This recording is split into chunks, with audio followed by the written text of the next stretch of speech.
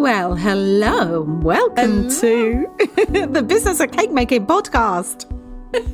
She's Bronya. I beat you to it. And she's Sammy. It's like, we're going to say this. We didn't discuss who was going to talk first, did we? No, I just jumped in there. Super quick. Straight in. Hello, and how the devil are you? I'm very good, thank you. I've been told that I look really different this week, and it must be because I look old by a 10-year-old. Oh, I love children. Yeah. I don't love children, but I love children. Yeah. Yes.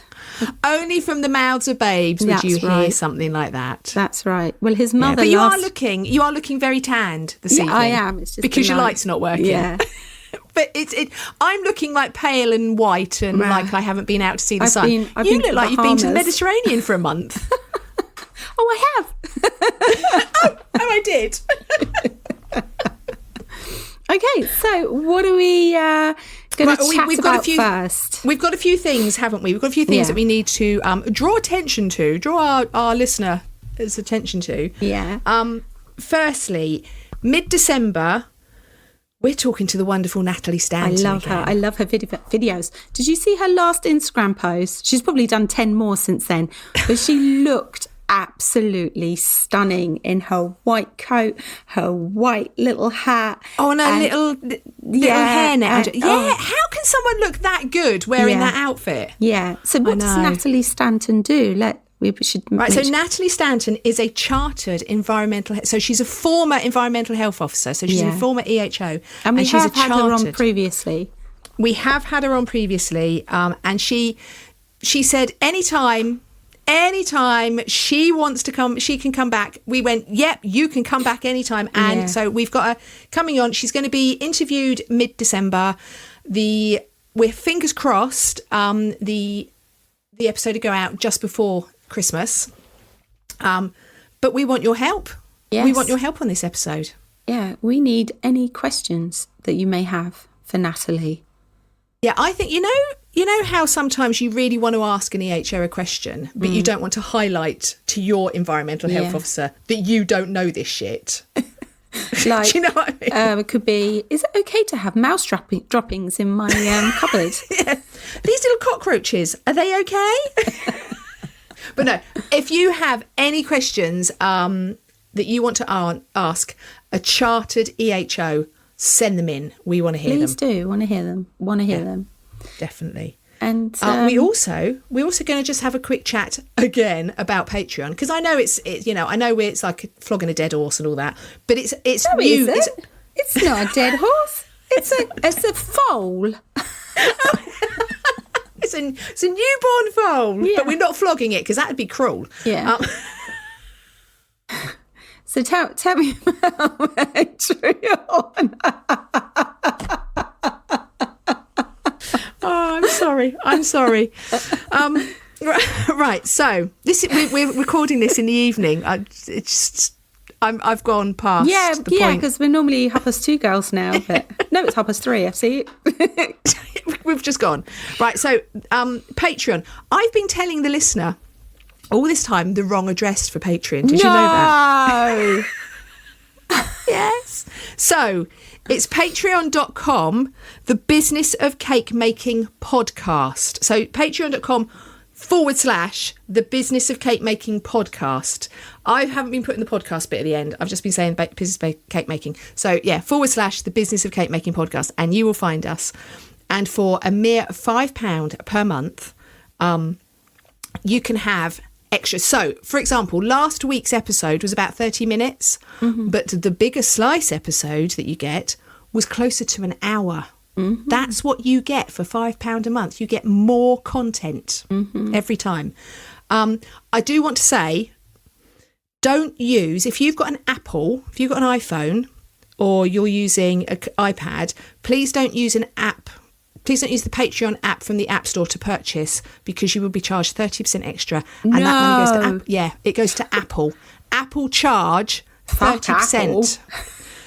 So go onto a computer or use a third-party browser like Chrome or something. If you're going to purchase, you can still look at it through the app once you've purchased, but don't make the purchase through the app because Apple take our money. They take 30%. So, but if you do join, you might get the chance to have a shout out. Yes, like some of our listeners do. Yeah, maybe like Sally Chamberlain.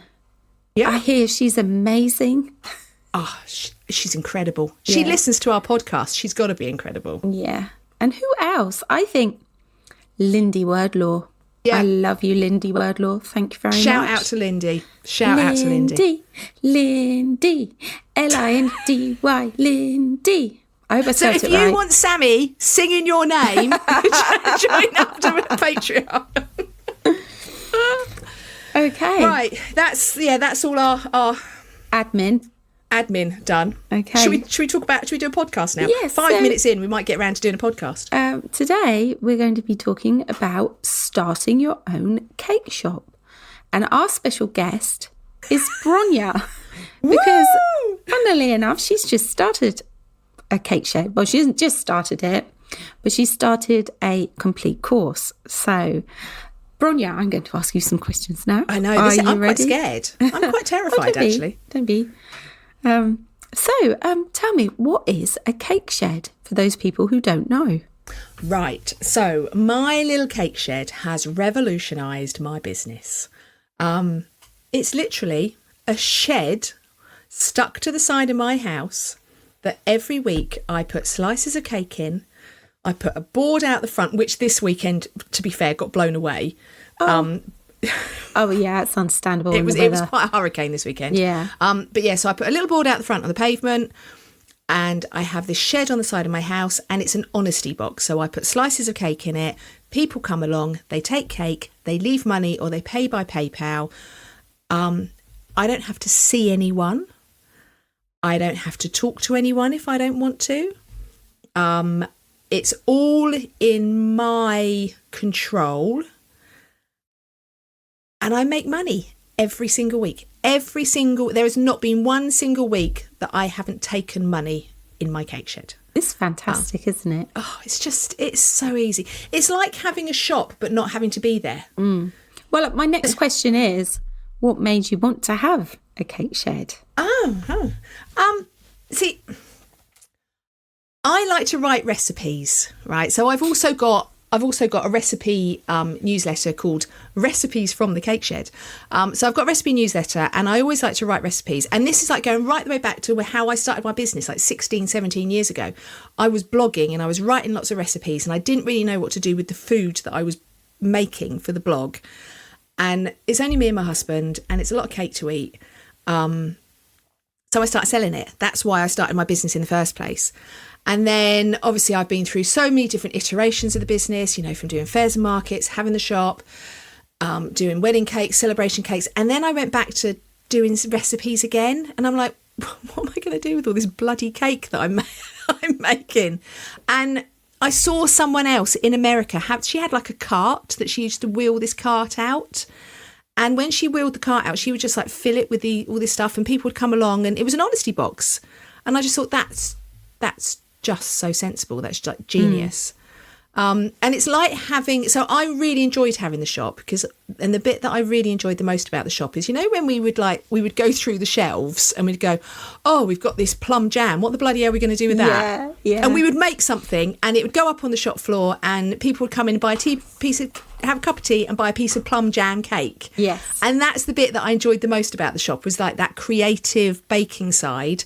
And that's what the shed has given me back, being creative again. At one with cake. Yes. Yeah. Doing, and also it means that I don't have a freezer full of cake that we have to eat at some point. Yeah, that's right.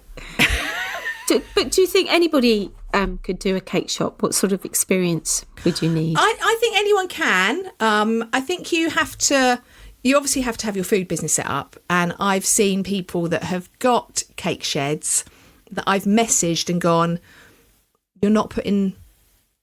There's this, do you know when someone knows how to run a food business and some people don't? Yeah. So like the labelling and things like that. Mm-hmm. So you have to have a food business set up? So anyone that's got a cake business, I think, can have a cake shed. I know some people say they're not in the right area. Maybe they're not in the right location and they can't picture themselves in the right location and they're worried about that. But generally, I can't see there's any barriers. If you've got a cake business set up anyway, I can't see a barrier of you having a cake shed. If you're good at cakes and it's something easy you want to do, you could do it. Exactly. And the thing is, if you're making celebration cakes, how hard is it to bung, say you're making 3 Victoria sandwich that week for a celebration. Yeah. How hard is it to bung another one in and put it in your cake shed? That's right. So yeah, I can't, I mean, yes, there are location issues, and I have had a lot of people say, I don't know whether I could do it in my location. But only you will know that. That's right. That's right.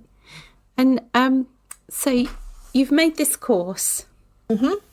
Tell me, why have you made it? Because I kept getting so many bloody questions. Really? I kept getting so I've been very vocal about it on Instagram, and it actually blew my Instagram up. So this is when I suddenly went viral on Instagram, and my Instagram following went from like 3,000 to 30,000 in 6 months. Mm-hmm. And it was because of one reel when I said that I'd been reported to environmental health. Yes. And it just, that went mad. And it was all about the cake shed. So I got a lot of people following me that like the idea of it. And I know a lot of people that have started them, and I look at these sheds and I'm like, is that mine? Because everything is so similar, and they open the doors and the way they've got everything, and I'm like, I don't remember doing that. I don't remember.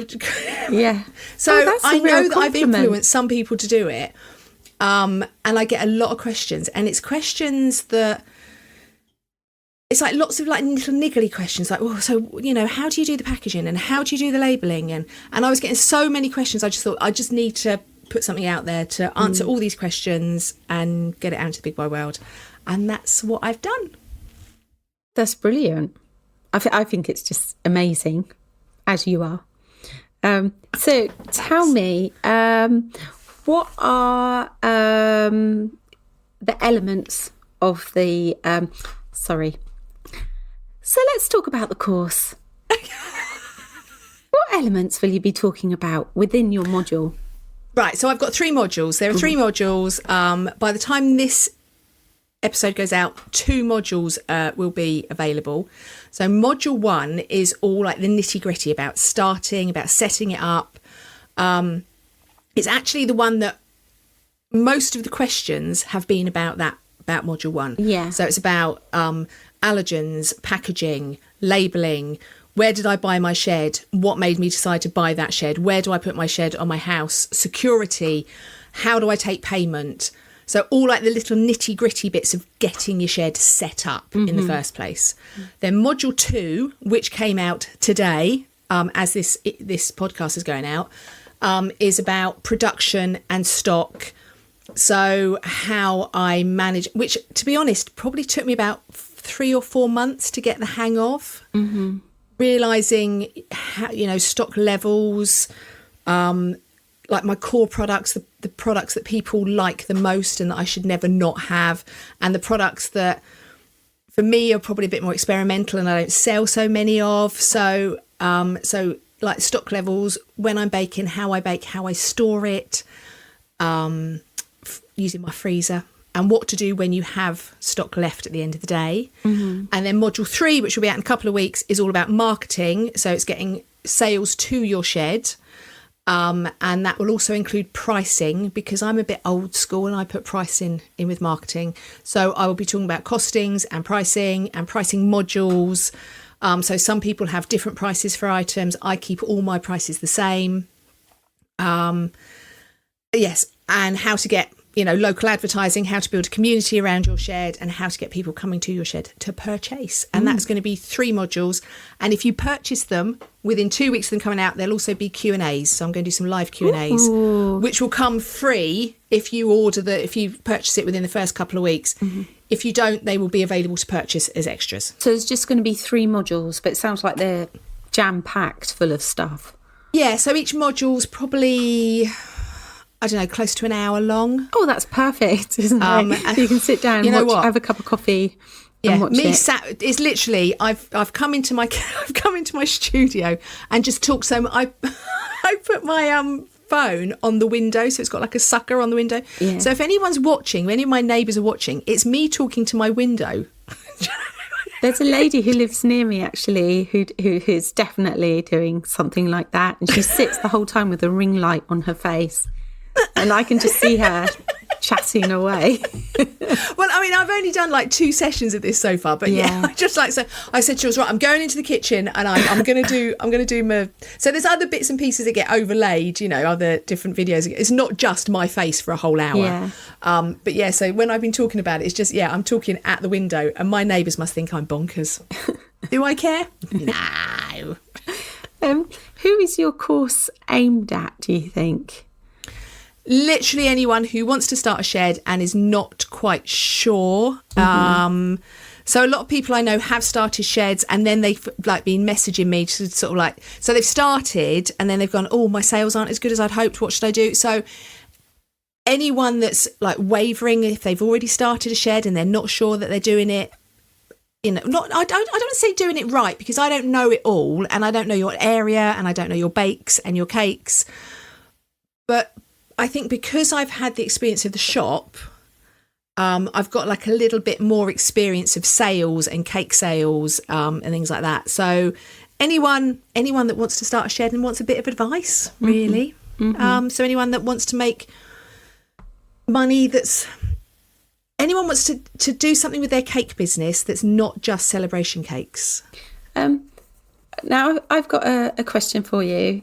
So it's an honesty box, and we know that there are some not honest people out there. Yeah. So you've got a cash box, haven't you? Yeah. Out there with a slit in it. Yeah. I don't know why that makes me want to laugh. But it does. I do, yes. Okay. Have you got that screwed down, or it's bolted to the shed? Is it? It's bolted to the shed. Yeah. So I drilled a hole in the bottom of the bottom of the cash tin. Yeah. And there's a bolt that goes through it, and it's bolted in the Oh, that's the cash very box. clever. That's very clever. clever. Because whilst, to be honest, I mean, and I haven't had any theft. Actually, the worst thing I had was someone paid in euros. Furious. I was furious. I was so mad. But I haven't had theft. But I didn't want to make it easy that, hey, here, take this box full of money and just walk away with it. Yeah. So that is bolted down. And strangely, more people pay in cash than they do by PayPal. Really? Yeah. And how do they take the PayPal payment? So I've got a QR code. I've got a PayPal QR code, and I've also got my email address. So if someone wants to pay with the email address, I know some other people that have like Stripe machines and chip and pin machines, but our phone single is so bad here, so bad that I just thought that would just annoy people if I tried to do that. Yeah. So I have a PayPal QR code and I have the cash box. And I say the only theft I've had is someone came and put €5 in instead of £5. And we even checked the CCTV, so I know who did it because I was that furious about it. Was it somebody you knew, or was it just? Yeah, it was a new neighbour, someone that had literally moved in like 2 weeks before, and they popped over and they bought cinnamon rolls and left me a €5 note. Yummy. They were desperate. But they bought every single week after, have they? And have paid by PayPal. But I didn't name a shame. I put something on my local Facebook page to go, someone's paid in euros. So hopefully they got embarrassed about it and have never done it since. Yeah. Cheeky buggers. Oh. Yes. And what is your best-selling product? I want to say Victoria Sponge. Yeah, it is. How sad is that? And do you just stick to strawberry jam, or do you? No. I made. So someone gave me some rhubarb and I made rhubarb and vanilla jam. So I did a rhubarb Victoria sandwich. People loved it. Absolutely loved it. Oh. So that's the only difference I've done. So all the classics, I always make sure I have at least 2 classics out there. So Victoria sandwich, lemon, coffee and walnut, Chocolate, not so much. Chocolate, honestly, I can put chocolate out there and no one buys it. And I don't, is it mine? But then this week I put chocolate with white chocolate buttercream in, sold out. Oh. So sometimes it's that little point of difference that you have to think about. Because in the shop, chocolate mocha always went straight out the door. Yeah. Coffee and walnut always sells out. Victoria sandwich always sells out. Your cookies with buttercream in them. So I try to always do cake slices. So I've got some that I do as round cake. So if I'm doing like a blog post and I want to take nice, pretty pictures, I do them as a round cake and sell them as a wedge, like a cake slice. If it's things like the Victoria sandwich, coffee and walnut, lemon, I make tray bakes and then I slice them into like thin. You know what I mean? Like, so they look like they've come off of a loaf cake. They haven't, but they look like they've come off of a loaf cake. And they fit in packaging better, and the packaging is cheaper because it's just cellophane bags, whereas the other ones you have to use like a clamshell. Yeah. Uses more plastic, which gets people upset on a line. Yeah. Which I understand, I get. Yeah. But yeah, so the chocolate and white buttercream was like a wedge like that. So I wonder if it just looked more visually appealing. Yeah. And oh, that looks nice. Yeah. It's very exciting. Is that the dog having a shake? Alfie, sit down. So go down. If we wanted to buy your complete course, your modules, how do we do it? Right. So it is all on Patreon. So it's all on patreon.com /Daisy Cake Co. And they are up there as separate modules. So you can buy them as separate modules. And they are £32, including VAT. Patreon add VAT to everything, which is really frustrating because I'm not VAT registered because I don't earn that much money. But apparently they have to do it. So it's £32, including VAT per module. Or you can buy the whole course for £75. I thought that was a bargain. Oh, yeah, you'd think, wouldn't you? It was actually very easy to find. If you put in the cake shop, the cake shed, it's just you. It's all your face. Bing, bing, bing. Bronya, Bronya, Bronya, Bronya, Bronya. I have become the cake shed lady. Yeah. Yeah. But yeah, if you go into patreon.com /Daisy Cake Co, it's all in the shop. So you need to go to the shop to get the actual courses. And then you can either watch the videos on Patreon. I think you can download them. Module 1, because there's so much information in Module 1, like, FSA, HMRC. So all the websites, you get a downloadable document with all links to all the websites. And also if you want to do a food hygiene or level 2 in catering, there's also a link to Natalie Stanton's course that she's got. So it's all in there, so you don't have to I'm not just talking at you and then you go, oh, I don't know what I'm talking about. I've got to go and find it. So I've kind of given you all the information and it's all in there. So that's where you find it. That's where you get hold of it. But it has, genuinely, it's like a breath of fresh air. Yeah, you're really enjoying it. I really, really enjoy. And there are some weeks that you don't sell much. Well, the thing is you go, oh, I've hardly sold anything. And then you look at the takings and go, oh, actually, I took 70 quid. Whereas other weeks you take 150, 200. And then you're like, in my celebration cake business, there would be weeks that I literally would take nothing. So to have a steady 50, 70 quid coming in is kind of nicer feeling because it's like a constant turnover. Well, it's an actual wage for you, isn't it? Well, I know you allocate your money to all your you give yourself a wage, you put some away for your profits. And everything's always costed. I'm very efficient with my costing. Yeah. And I've been trying to keep a track of what sells and what doesn't sell. So I've actually probably been more analytical in this than I've ever been in anything in my life. It's like at the shop, we were like, oh, that was good, wasn't it? And then forgot about it. Yeah. But also, it's just the other thing that I found really lovely about it is the lack of admin. So I've been making admin by doing analytics like that. But in you do a wedding, if you're doing a birthday cake, and maybe you sell your birthday cake for £100, and it's taken X amount of time to make and to decorate. But all the toot that goes before it, all the emails backwards and forwards, I don't have any of that anymore. Yeah. I decide what I'm making. I make it. I sell it. So I'm kind of selling the cakes that I'm making rather than making the cakes that I've sold. Yeah. And it's kind of been quite freeing because I'm just rubbish at admin and appalling at emails. I'm so bad. An example today of going backwards and forwards, this guy has ordered a cake for Thursday afternoon. And so he said, I want this. And I went, okay, it's this much. And he said, what colour it will be? I said, well, it's the colour you asked it to be, duck blue. Can you draw me a picture? So I drew him a picture. Actually, I went online and designed an image for him. And then he came back and said, can you put the writing on it so it looks like this, but it says this? And he'd drawn it on, like, using his pad or something. Like, it looked like a 2-year-old had done it, like this scribble. So I then had to go back and say, you want it to say this or do you want it to say that? Because it just was not clear.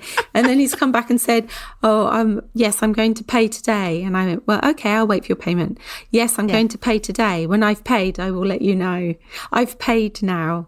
So it's just an ongoing... Endless. Yeah. And the thing is that, and I get it, when you're buying a cake, and it's quite a large amount of money. You're buying a cake, it's quite a large amount of money. You want to feel like you're the only customer. Yeah. So you take up all the time. And that's I've talked about this on my Instagram actually, is that it's like they call it the lipstick effect because it's so in times of hardship, which we're going through now, there's like a cost of living crisis.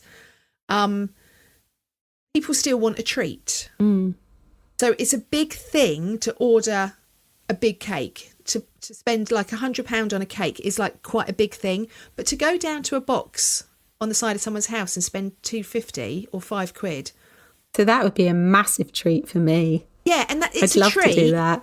But it's cheap, and it's like buying. So, like in hard times, people aren't going to go and have like a full makeover, but they might treat themselves to a lipstick. Yeah, and that's true. the lipstick that's effect. Why cupcakes came along. Exactly, wasn't it? that's where the cupcake craze came from. Yeah. It was the economic.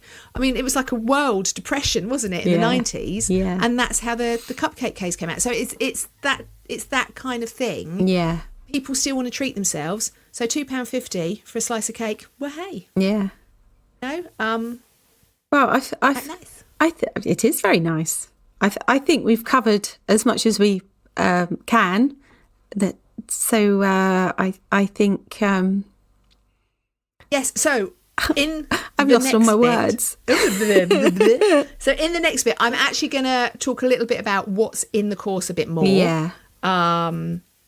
So what I'll go a little bit deeper into what's in it and the information that I'm giving out. And we're going to have a tip, and we're going to have a product. So, I know you can't see it if you're listening, but there's my tip. It's a whole page.